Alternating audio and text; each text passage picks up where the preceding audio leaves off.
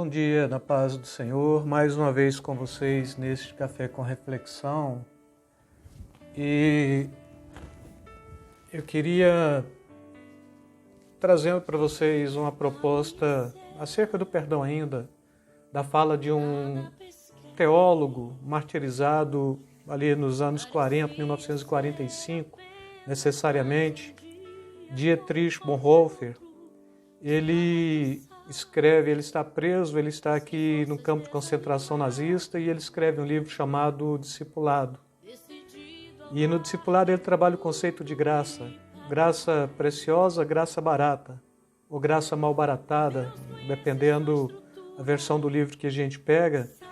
E ele diz que quando tem esta manifestação da pregação de perdão sem o devido arrependimento, ele propõe que é o tipo de perdão que a graça barata oferece. Equivale à justificação do pecado sem a justificação do pecador. E então, todas as vezes que se propõe perdoar, deve-se compreender que do outro lado tem que ter alguém arrependido, porque Deus ele não perdoa pecado, ele perdoa o pecador. Ele não está disposto a perdoar meramente o pecado, mas ele está disposto a perdoar o pecador. Perdoar o pecado é graça barata. Perdoar o pecador é graça verdadeira, é graça preciosa. Perdão genuíno remove a barreira criada pela ofensa cometida e abre um caminho de restauração, a gradativa da confiança entre as partes. E sobre o perdão ainda, se o relacionamento era terno e íntimo, em detrimento do perdão, da reconciliação, este relacionamento ele vai se tornar algo muito mais profundo, muito mais intenso do que quando ele fora liberado. Se as pessoas eram apenas conhecidas, sem vínculos de amizade, o relacionamento pode evoluir e se tornar mais forte por meio do processo dinâmico do perdão.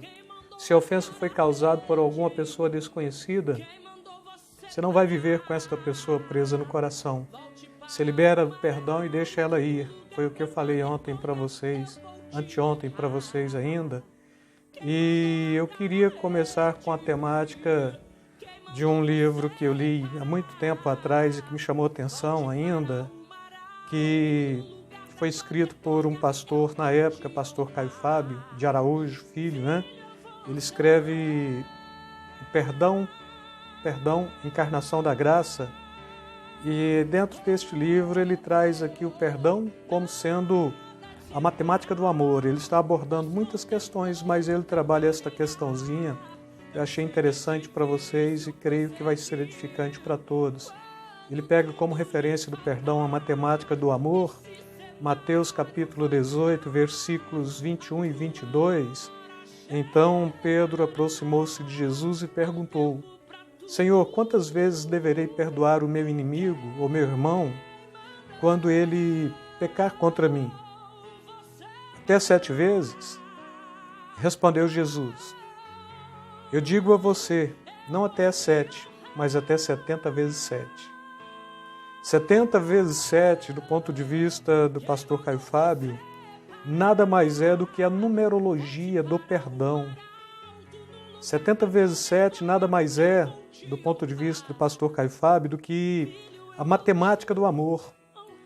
Falar de perdão é falar de Deus, é falar da graça, é falar da capacidade de oferecer aos outros uma memória apagada, sem registros, sem mágoas, sem ressentimentos. E daí eu achei interessante este versículo, porque ele vai caber dentro desta fala do pastor Caio Fábio, Isaías 43, 25, eu mesmo sou o que apago as tuas transgressões por amor de mim, e dos teus pecados não me lembro mais. Dentro da proposta que falar de perdão é falar de Deus, é falar da graça, é falar da capacidade de oferecer ao outro uma memória apagada. Porque quando você perdoa, você tira da memória, você tira do registro, você tira da mágoa, você tira do ressentimento, você joga fora. E ele traz alguma coisa interessante também que eu gostaria de transmitir para vocês neste Café com Reflexão. Ele propõe o seguinte: perdoar é deixar o outro nascer de novo na nossa história, sem as memórias que fizeram dela uma desagradável lembrança. E ele continua falando: falar de perdão é falar do alto padrão, é falar de algo que o mundo não ensina, é falar daquilo que a natureza caída não criou, porque não se aprende as leis do perdão na natureza. E ele dá continuidade: falar de perdão é falar de vida, de saúde, de paz, de verdadeira humanidade individual que se transforma na semelhança de Deus, pois quem não perdoa adoece e se deforma como gente. E ele continua propondo ainda: falar de perdão é falar do sentimento essencial para se viver com o coração descoberto neste mundo de agressões e de facas afiadas. Poderia falar: bom, isto já é o suficiente. Ele continua falando: falar de perdão é falar de Jesus e dos homens que com ele almejam ficar parecidos. Continua: falar de perdão é falar da repetição da vida de Jesus na nossa pobre, frágil e caída humanidade individual. E por último, ele diz: falar de perdão é falar de Deus na minha e na sua vida. E aí eu acrescentei: aprenda a perdoar. Perdão e as suas interferências espiritual, Paulo, escrevendo aos Efésios, no capítulo 4, versículo 22, ele está falando: sede uns para com os outros benignos, compassivos, perdoando-vos uns aos outros, como também Deus, em Cristo Jesus, vos perdoou.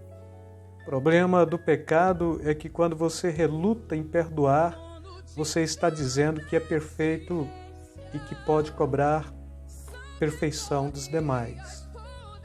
Talvez você não entendeu. O problema do pecado, o problema do perdão é que quando você reluta em perdoar, você está dizendo que é perfeito e que pode cobrar perfeição dos demais. A consequência de você achar que é perfeito, a consequência é que se você se declara perfeito, você sai da posição de pecador e já não necessita mais da graça de Deus. Aqui você tem que fazer opção: o que você quer? Compreender que você tem perdão para liberar e que você pode liberar perdão, ou compreender que você é perfeito e como perfeito você saiu da posição de pecador, e se você sai da posição de pecador, você não necessita mais da graça de Deus. Desta forma você não pode ser perdoado. Caso você não precise da graça de Deus, Deus não tem por que te perdoar. Deus somente perdoa a pecadores, então não queira ser perfeito neste contexto. No contexto de Jesus chamando a perfeição, sim, mas neste contexto de ser perfeito pela incapacidade de perdoar, não queira ser, porque Deus perdoa pecadores, e se você não é pecador, Deus não tem por que te perdoar, logo você não necessita da graça. E aí, o que fazer? Compreender que você é pecador a fim de ser perdoado. Simples assim. Porque você foi livremente perdoado, você libera também, graciosamente, o perdão sobre a vida dos outros. 3 pontozinhos que eu quero trazer. Você não deve guardar ressentimentos, mesmo que justificáveis. Não espere o arrependimento do outro para só então perdoá-lo. E não alimente a mágoa no seu coração, mas trate com ela rapidamente, em nome de Jesus. Com isto quero deixar mais esta fala neste início de dia de Café com Reflexão e convidá-los a estarem aí deixando os likes de vocês, fazendo inscrição, ativando o sininho, né? Comentando para que a gente possa estar caminhando dentro de uma proposta que seja bom para a gente, que seja bom para vocês do outro lado.